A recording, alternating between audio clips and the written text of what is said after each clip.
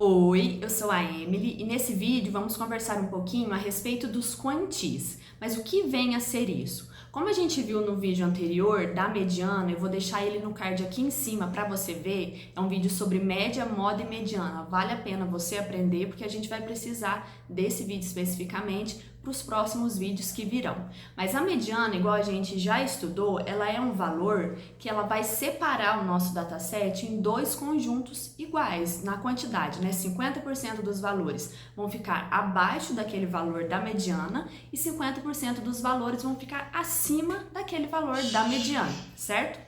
Só que além dessa mediana, desse valor de mediana, que é 50-50, existem alguns outros valores que eles vão separar os dados também em partes iguais. E a esses valores é dado o nome de quantil. É chamado genericamente de quantil e depois, dependendo daquele valor, ele tem um nome específico. Então, qualquer quantil, também chamado de separatriz, ele vai dividir o intervalo de frequência de uma população ou de uma amostra, a gente também já estudou sobre isso, em faixas iguais, em partes iguais.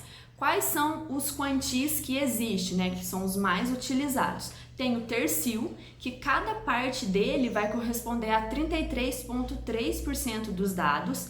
Tem o quartil, que é um daqueles que a gente vai ver hoje, que ele vai separar os dados a cada 25% dos dados.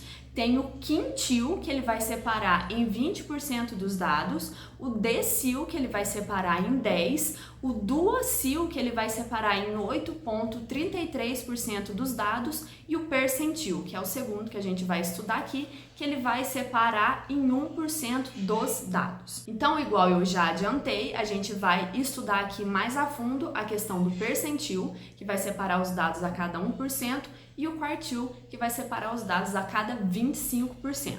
Primeiro que a gente vai ver é o percentil. Ele divide os dados em 100 partes iguais e cada parte desses dados tem 1% dos dados em questão. E existe algum código para a gente achar esse percentil? Existe sim, é até a biblioteca que a gente já está vendo desde os primeiros vídeos a respeito da parte de programação mesmo, né, desse nosso aprendizado de máquina.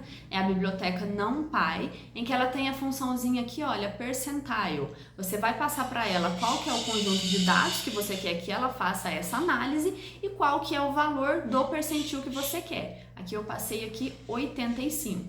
Então, o resultado dela deu 61,1. E o que isso significa? Significa que 85% dos dados é menor que 61,1 e 15% dos dados, que é o restante para chegar em 100%, ele vai ser maior que o 61,1. E o segundo quantil que a gente vai ver é o quartil. Como eu já disse anteriormente, ele vai dividir os dados em 4 partes. Cada parte vai ter 25% dos dados. E eles são indicados aí genericamente por Q1, Q2 e Q3. Ô, gente, vocês desculpam, mas aqui tem muita maritaca e não tem o que eu fazer. Elas pousam aqui no muro, aqui, olha, e ficam fazendo graça. E eu só tenho esse horário para me gravar. Então vai com o barulhinho das maritacas mesmo.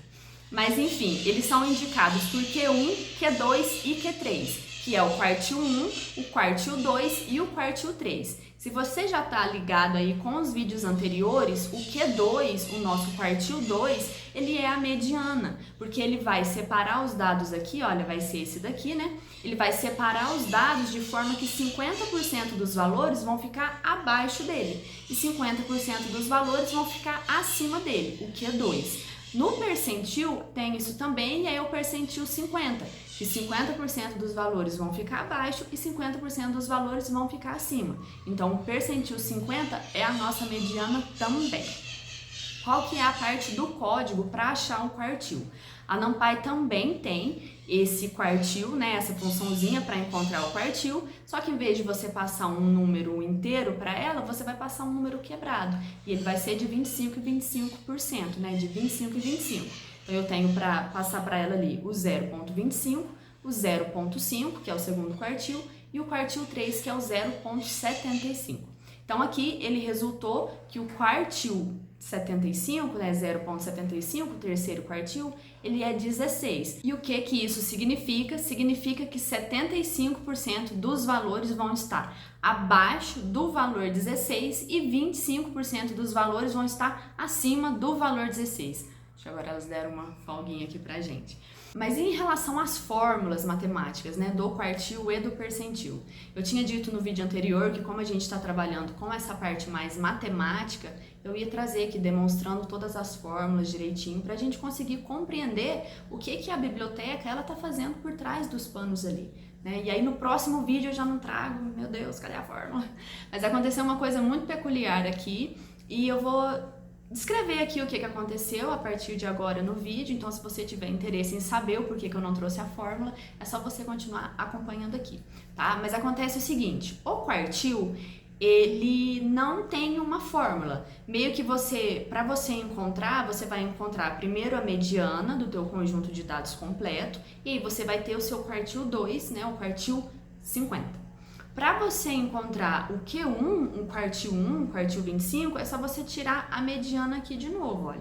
E aí você vai encontrar o 25, ou então pegar e tirar a mediana desse segundo dado aqui e você vai encontrar o quartil 3, o quartil 75. Mas o que acontece com o percentil? Primeiramente, que o material que eu estou me embasando aqui para trazer esse conhecimento aqui para o YouTube, ele não cita nada da fórmula do percentil, não tem nada. Tem só assim. Eu acho que é porque também, assim, o material que eu tô trazendo aqui, ele é mais voltado para o Python mesmo, né? Ele é mais voltado para a implementação. O foco dele não é a matemática. E eu gosto de trazer essa parte matemática, porque eu gosto que a gente tenha conhecimento do que a gente está fazendo, né? Raciocinar um pouco também. E aí ele não tem nada, ele não cita, ele só fala assim, o código você vai usar o percentil da NumPy, só isso que ele fala. Então, eu fui atrás de um material na internet para conseguir trazer essa parte mais matemática para cá, né? E, enfim, eu encontrei várias maneiras de você encontrar o percentil. Vai depender muito do tipo de dado que você está trabalhando. Se os dados estão agrupados ou se os dados são individuais. Vai ter jeito de você fazer com limite e a parte da equação da reta. Existem algumas fórmulas que você vai poder aplicar. Então, assim, a fórmula que eu achei que, digamos, ela é a mais aceita é essa fórmula aqui. Ela é bem simplesinha, ela te passa a posição, né? Você vai encontrar a posição do percentil. Então, por exemplo, assim, eu quero encontrar o percentil 55. Então, ele vai estar na posição 5 do meu vetor. Então, aí eu venho aqui no meu vetor e acho a posição 5 dele e o meu percentil vai ser aquele ali. Ela até não é difícil de você implementar ela. Como que eu acho esse valor, né? Eu vou pegar o meu percentil que eu quero, então se o percentil que eu quero achar é o 55, eu vou colocar 55 aqui. Vou dividir por 100 e vou multiplicar por n mais 1. Esse n é a quantidade total dos meus elementos, então aqui são 15 dados que a gente vai trabalhar aqui, mais 1. Por que esse mais 1? Porque tem uma definição que ele vai dizer que os dados ele vai de 0 até n menos 1. E tem gente que já vai trabalhar com os dados indo do valor total mesmo, não começando em 0, começando no 1 e indo até n. Certo? Então tem o que vai do 0 até o n menos 1 e o que vai do 1 até o n. Enfim, aí existe essa convenção de colocar esse mais 1 aqui para pegar esses casos das pessoas que vão utilizar começando no 0. Aí eu peguei essa fórmula aqui, se essa posição ela te der um número certinho, por exemplo, ela deu 5. Então, você vai lá, acha o número que está na posição 5 do seu vetor ali e aquele vai ser o valor do teu percentil, beleza. Mas se esse valor ele não for um valor inteiro, aí você vai ter que fazer a interpolação, que aí você vai fazer a diferença ali dos valores e tal, tem toda a fórmula da interpolação, eu até não trouxe ela aqui. Mas aí o que eu fiz? Com essa fórmula, que ela não é a única, tá? Ela não é a regra, mas eu testei ela porque eu li que ela é a mais aceita. Então, eu peguei essa fórmula e eu fui testar com os valores que eu tinha e comparar com a biblioteca NumPy para ver se os valores estavam batendo. Então, eu peguei esse conjunto de dados aqui e fui testar. Então, eu testei com 15, com 35, eu acho, eu fui testando com alguns valores. E aí eu comecei a ver que não era exato os valores que a minha conta feita à mão e que a NumPy fazia, os valores não estavam batendo. Tinha uns que dava assim até 0.2, 0.3 de diferença, até acontece, né? Mas tinha uns que estava dando 2, 3, 4 pontos de diferença. E aí eu comecei a ver que essa diferença, ela é meio que aceita na parte de estatística. Porque, por exemplo, eu li que o Excel, ele vai utilizar um jeito de fazer essa fórmula e um outro lá, que agora eu nem me lembro o nome, que é também para fazer essa parte de análise de dados, você consegue fazer análise de dados com ele, né? Ele vai utilizar uma outra fórmula para você fazer. Então eu vi que não tinha assim uma padronização universal, acho que padronização já era para ser universal, né? Mas não tem essa padronização como um todo, dependendo do tipo de dado, dependendo da fórmula que você for utilizar, e aí isso vai fazer sentido com os dados que você tem. Então eu vi que como não era uma coisa padrão, eu não fazia muito sentido eu trazer aqui, porque cada dado que a gente for fazer, cada estudo que a gente for fazer é um tipo de dado. E como a fórmula ela não é certa para cada um, né, certa para aquilo ali, para você achar o percentil, eu preferi não trazer ela aqui.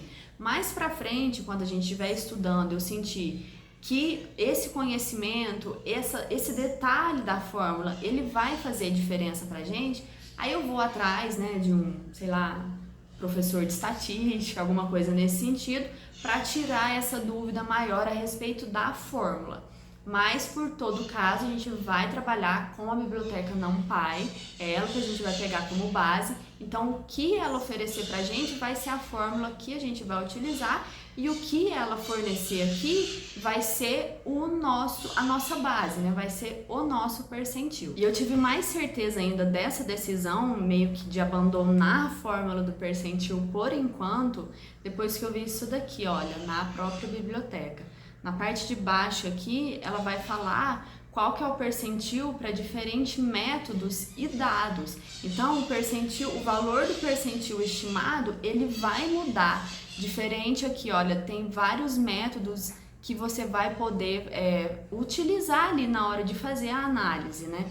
Então aqui ele explica certinho cada um, olha, eu vou deixar esse link aqui embaixo para quem precisar, se alguém quiser aprofundar mais nessa parte, mas mais pra frente, se a gente vê que isso realmente é interessante, aí eu volto isso aqui com uma atenção maior, não vou ficar quebrando muito a cabeça aqui não, porque eu acho que às vezes vai mais atrapalhar do que realmente esclarecer as coisas. Bom, gente, é esse o conteúdo que eu quis trazer com esse vídeo, eu espero que tenha ficado claro. Qualquer dúvida é só colocar aqui embaixo nos comentários pra mim, eu sempre respondo os comentários de vocês. Eu peço pra você se inscrever no canal, deixar o seu gostei e sempre acompanhar os conteúdos aqui. Bons estudos pra você, muito obrigada e até a próxima! Isso é existe nomenclaturas não, que chama, existe conceitos não também, o que chama, gente?